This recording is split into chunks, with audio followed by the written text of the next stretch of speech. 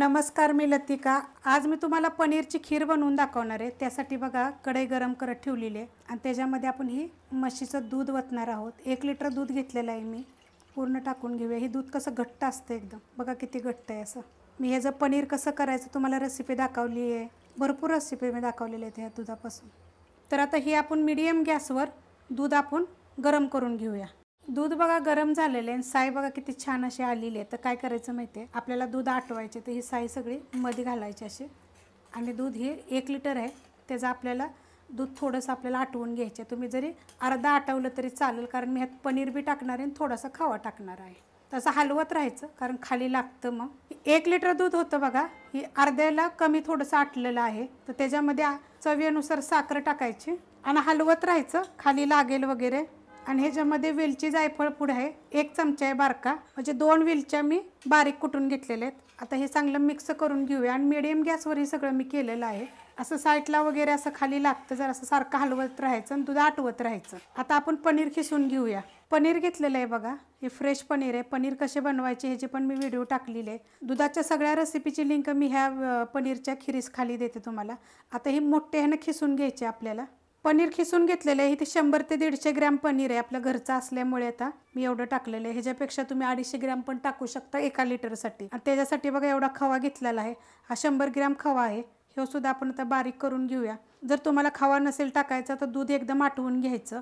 त्याचे छोटे तुकडे करून घेते मी। साखर बघा आपली विरघळलेली आहे आणि दूध बघा कसं साई किती मस्त अशी आलेली आहे। आता ह्याच्यामध्ये आपण हे पनीर बघा असं लांबडं लांबडं कापून घेतलेलं आहे आणि हा खवा हे सगळं आपण टाकून घेऊया आणि आता ह्याला मिक्स करून घेऊया। आणि गॅस आपला बारीकच आहे बघा, गॅस अजून मी मोठा केलेला नाही आहे, बारीक गॅसवर दूध आटवून दिलेलं आहे।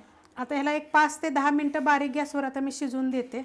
पनीर आणि खवा टाकल्यानंतर बघा अजून एवढं आटवून घेतलेलं आहे मी, बघा किती मस्त अशी झालेली आहे। पण हलवत राहायचं, खाली लागून द्यायचं नाही आहे। आता मी थोडंसं केसर बघा मी दुधामध्ये टाकलं होतं, केसर असेल तर टाका, नाही टाकलं तरी चालेल।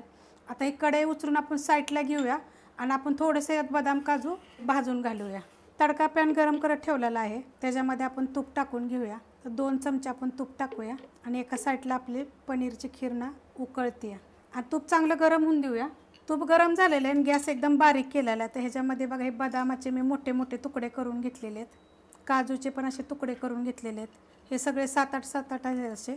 आणि त्याच्यामध्ये आपण थोडेसे मनुके पण टाकून घेऊया आणि थोडंसं आपल्याला गोल्डन कलर आपल्याला भाजून घ्यायचे, फक्त जास्त लाल असं करायचं नाही, जळून द्यायचं नाही आहे। कलर चेंज झाला आहे बघा, मस्त असे भाजलेले आहेत। आता मी खाली घेते याला, आता ह्याच्यामध्ये टाकून घेऊया आणि हलवून घेऊया।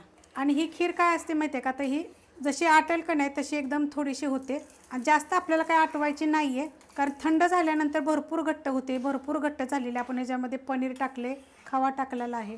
तर अशाच पद्धतीनं बघा ही पनीरची खीर करायची। मी ह्याच्यात 2 ते 3 मिनटं अजून आटवून घेणार आहे।